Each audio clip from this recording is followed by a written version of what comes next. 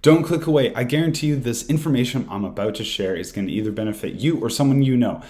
Who am I talking to? I'm talking to that person who's worked at Petcetera for 7 years, that person working at the car wash, person who doesn't really know, coming out of high school, doesn't know what they want to do, what their passion is, what to work to have that vision for the future. In this video, I want to give you guys some encouragement. I have been there. Every single one of those things, I have been there. I know exactly what that feeling is like. And of course, many years later, here at 33, I can look back on it in retrospect and be like, yeah, I have a much better idea of how to at least give some guidance towards that, so that you can build a vision for your future, say through a trade, because the barrier of entry is low.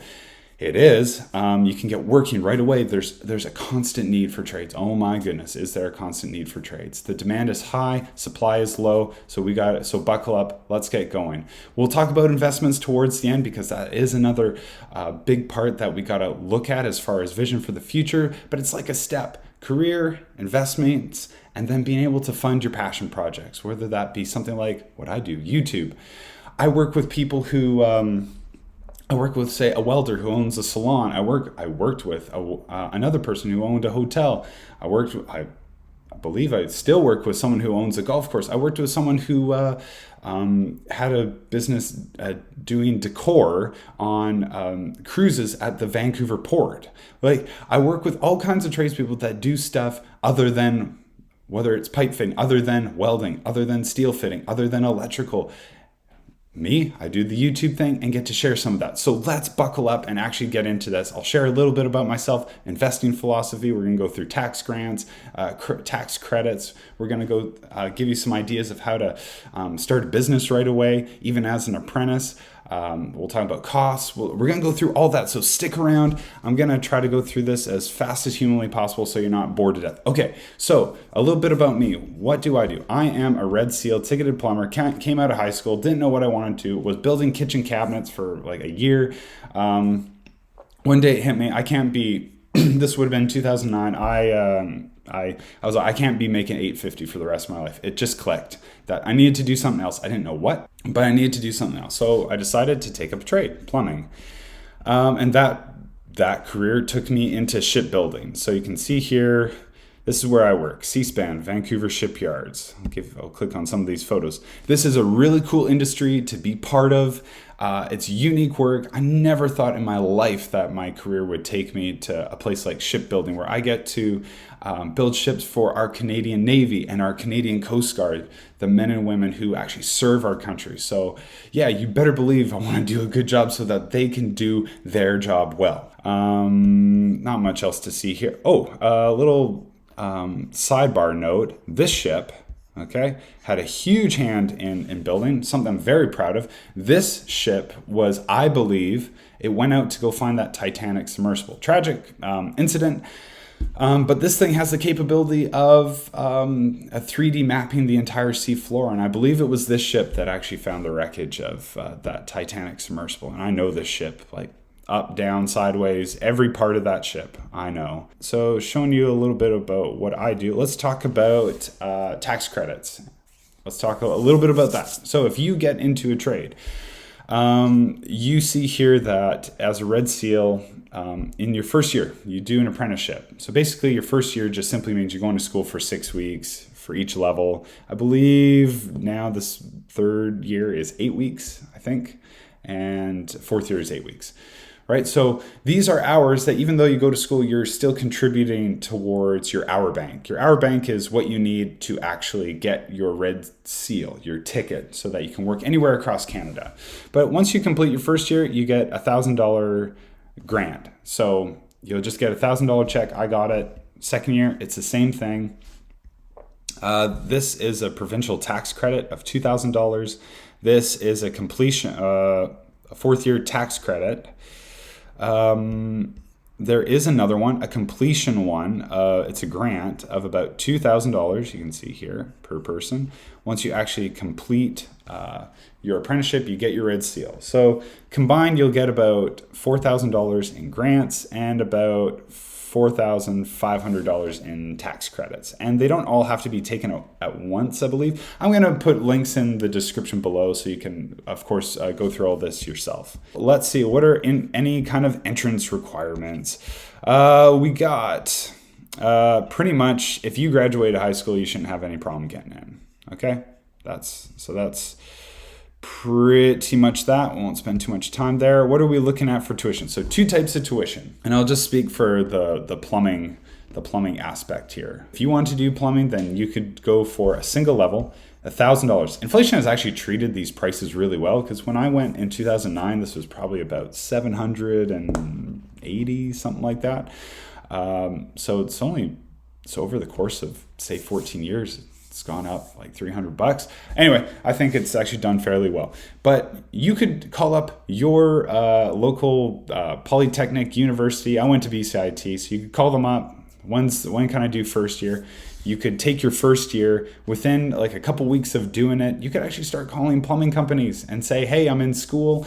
I want to start working. I want to have a job as soon as I come out. I'm eager. I'm going to be on time." So you got a full tuition cost of about almost $5,000, but with all the tax credits and grants that I just showed you, your schooling's essentially paid for. Then there is this other cost. This is something else you could do for, say, 6 months. It's what's called a piping foundation program. It's where you go for sprinkler fitting, steam fitting, plumbing. Okay, so 3 different piping trades, and you can kind of figure out which one might be best for you. I believe 75% go into plumbing, and then the other 2, the last 25%, it's kind of split between those other 2, steam fitting and sprinkler fitting. So I would say with me, going into plumbing, I chose it mainly because I figured I could do more like plumbing side work, and there's a whole ton of it out there, and the most I ever did was as an apprentice, and really not really too much as a once I actually got my ticket. Reason being, I got married, started having kids, and there just wasn't, your priorities change over time. But if you're looking at just building up that bank account, well, I'm telling you, there is you can do that. So anyway, so this is about a 6-month program you could take to figure out which trade that you want to get into. Here are some average wages that you can expect across the country once you actually get your ticket. In my opinion, you can, depending on whether you have your own business, the kind of specialization of tickets that you can get, and you can actually niche down in a particular, say, piping trade, you can certainly do even better than this. This is like, I would say, just base level, just absolutely base level. This isn't even, I would say, the average, just like base level.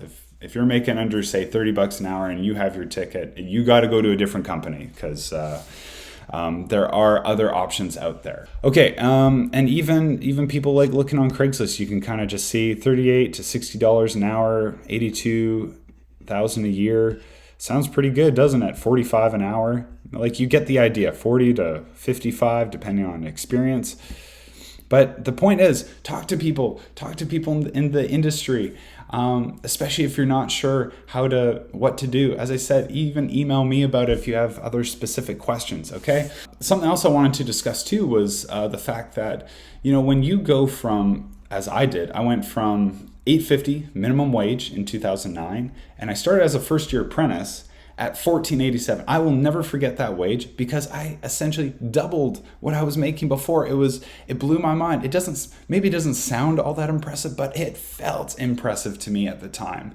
And I was so happy. I was so happy that I made that choice, that transition into something that, to this day, I'm glad I do, because I enjoy it, and I use it as I just said at the top of the video, as a stepping stone, okay, to the next part, which is invest. Need money to make money? If that is your attitude, well, I'm giving you at least an idea of what you could do to hopefully get a little bit ahead, okay? Because working at that car wash probably isn't doing it for you. So this just might, okay? You could phone up that polytechnic school, get into first year. Well, maybe it's carpentry, maybe it's automotive mechanic, maybe it's electrical. Get going, start calling up companies. I'm gonna be ready to go after first year. Can I hire? Nope, you can't hire. But next company. And you keep cycling through. That's exactly what I did. I actually joined a union, the local union here, because I only joined a union because my whole family seemed to be in union. So I decided to join one simply out of, everybody else in my family seems to be a part of one. I joined local UA 170, and I started just calling. The dispatcher gave me a bunch of people just to call up, and I just started calling up everybody. And they're no, don't need you right now, don't need it. Finally, I was bugging one guy enough, and he gave me my start, and I'll never forget that. So. But sometimes, right, the squeaky wheel gets the grease. You got to call, and it might be uncomfortable, and it's not part of your personality to do that. It certainly at the time wasn't part of mine, but you need to. You got to be aggressive. You have to, right? This is your life, your future. You want to start building a nest egg and a lifestyle. You got to start somewhere, right? And then I've used this job to actually fund passion projects. Like I made an album, and I'll maybe overlay it on the screen here. I made an album, studio time, writing songs. This job paid for that. So that would be probably one of the best examples of I use this job career to fuel a passion project. Okay, so once we got the career in place, the next big part is we got to start investing. You can invest for yourself. You don't need a bank. You don't need you don't necessarily need a bank. You don't necessarily need a financial advisor. These are things that if you surround yourself with the language of finance, the YouTubes, the podcasts, the books, audiobooks, right? Sticking to this channel to get with the language of what the things I'm talking about, then you're going to pick it up. You're going to see what all the other YouTubers are, doing. And some of the good examples would be some of the stories I like to follow, and I know is Brandon Beavis. Brandon Beavis Investing, right? He works with beginner investors. Robin Haney, who has a 6-figure portfolio working part-time at Sobeys. That's a pretty impressive story. I think I would want to follow that. Adriano from Passive Income Investing, who lives in Panama and lives off of his dividends and teaches other people to how they can live off of their dividends as well. Or even Candace from Mountain Finance, who just breaks down for, I would say, or maybe late beginner, early intermediate, how to value a company. There's so many of them out there, and I don't want to forget them all. But the point is, follow the people that are talking about this stuff, and then you're gonna be able to pick up on the same attitudes, the same kind of talk that those people all talk about, including myself. Hey, if you want to follow this channel. So here is just a small example. If you follow the kind of investing style that I use, I invest in products that are 10 to 12%. If you got $10,000 to invest and you just keep rolling with it, after a few years, after say 5 years, you'll be making $10,000 that you didn't have to spend an hour to make. And I want to make that distinction is that, you're going to potentially get a job, whether maybe it is in the trades, but then after that, what we want to try to do is get you not to think about necessarily giving out your time, but how to utilize your time better so that your money here can start working better for you. But you need that foundation to start with. Start saving up, start investing, get into this game, because I don't want you guys to be left behind whatsoever. I hope this gave you guys a good idea of what you possibly could do. It was certainly fast-paced, but let me know down in the comments. Email me if you have any questions, as this was pretty jam-packed. Okay. See y'all in the next video.